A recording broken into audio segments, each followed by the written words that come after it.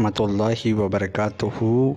Foreigner ने जितने भी इन्वेंशन किए हैं अर्थात आविष्कार किए हैं उसको ये वैदिक धर्म वाले लात मारते नज़र आते हैं।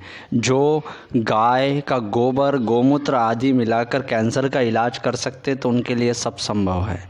अर्थात दयानंद सरस्वती उर्फ गप्पा बाबा मौजूद है तो हर चीज़ संभव है।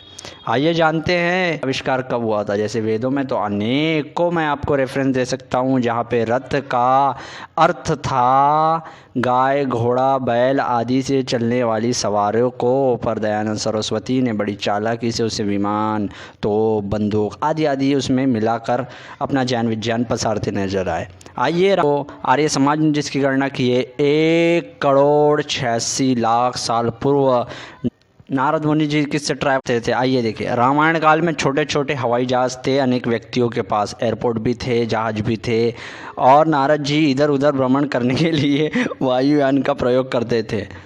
अन्यत्र भी आकाश के मार्ग में गमन करने के उदाहरण आएंगे। ये है वाल्मीकि रामायण जो आर्य समाजी द्वारा लिखी गई, इसके स्वर्ग के फुटनोट पे ये नोट किया गया। उसी तरीके से गप्पा बाबा ने भी सत्यात प्रकाश में कुछ इसी तरीके से व्याख्या की है। प्रकाश 11वां समोल्लास पेज नंबर 245। राजा भोज के राज्य में एक समीक ऐसे शिल्पी लोग थे जिन्होंने घोड़े के आकार का एक यान यंत्र कला युक्त बनाया था जो एक कच्ची घड़ी में 1100 कोस और 1 घंटे में 27.5 कोस जाता था। आप याद रखिएगा ये चीज़। और वह भूमि अंतरिक्ष में चलता था, भूमि में भी और आसमान में भी चलता था। दूसरा ऐसा पंखा बनाया था कि उसके बिना मनुष्य के चले कला यंत्र के बगैर नित्य चलता था, और वह पुष्पकल वायु देता था यानी हवा देता था, और वो दोनों पदार्थ आज तक यूरोपीय इतने अभिमान न चढ़े जाते। तो ये कह रहे हैं कि राजा भोज के ज़माने में हवाई जहाज भी थे और जिनका काल लगभग 1400 साल पूर्व। ये मैं नहीं, ये खुद बताएंगे। आइए संपूर्ण जीवन चरित्र जिल्द 2 पेज नंबर 35 में क्या कहा जा रहा है। राजा भोज के काल में जिसका अनुमान 1400 वर्ष हो चुके हैं, ऐसे विमान प्रचलित थे कि 500 मील प्रति घंटा की गति से चलते थे। वहाँ बताया कि 27 या बता रहे हैं 55। ये सब भांग के नशे का ही साइड इफ़ेक्ट है।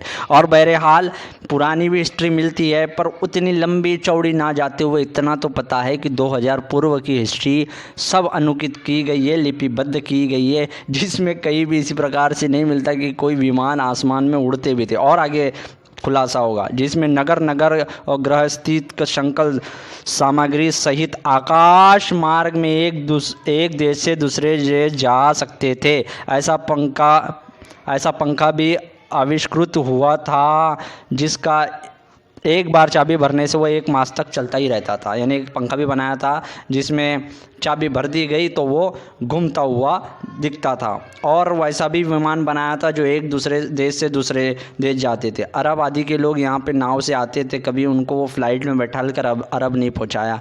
तमाम लोग यहाँ पे कारोबार के लिए आते थे, उन्हें कभी नहीं पहुँचाया। ये खुद अपना मजाक बना रहे। अब मैं इस पर क्या टिप्पणी करूँ।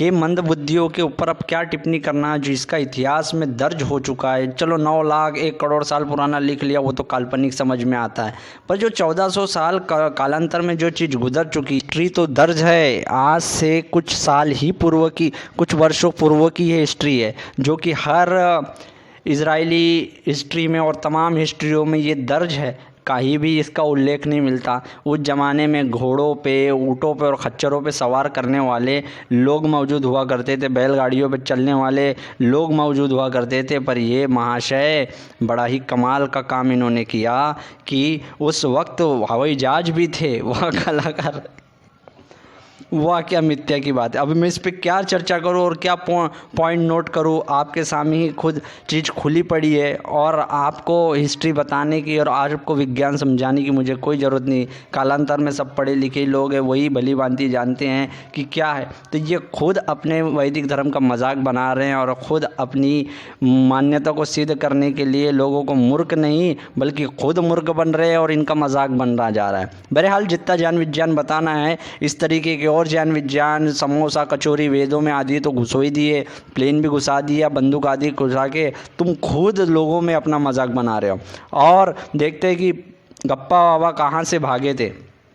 शास्त्रार्थ से भी भागे थे। ये पेज नंबर 32 में ही ईसाई पत्रिका में लिखा है कि सुना था, यहाँ पे आप वहाँ पे क्वेश्चन मार्क कर दिया, यहाँ के कुछ मुसलमान मौलवियों ने पंडित दयानंद सरस्वती जी से शास्त्रार्थ करने की विनती की, मुनाजरा कर लीजिए भाई साहब, परंतु उन्होंने स्वीकार नहीं किया। दयानंद सरस्वती ने उनका मुनाजरा स्वीकार नहीं किया। तो ये था इनका वैदिक ज्ञान विज्ञान, और पूर्व कालों से विमान में बैठते हुए आ रहे हैं और आज ये गधे खच्चरों में क्यों घूम रहे हैं। बहरहाल इसी तरीके से और नए तथ्यों के साथ मिलते, इजाज़त चाहता हूँ। अस्सलाम वालेकुम।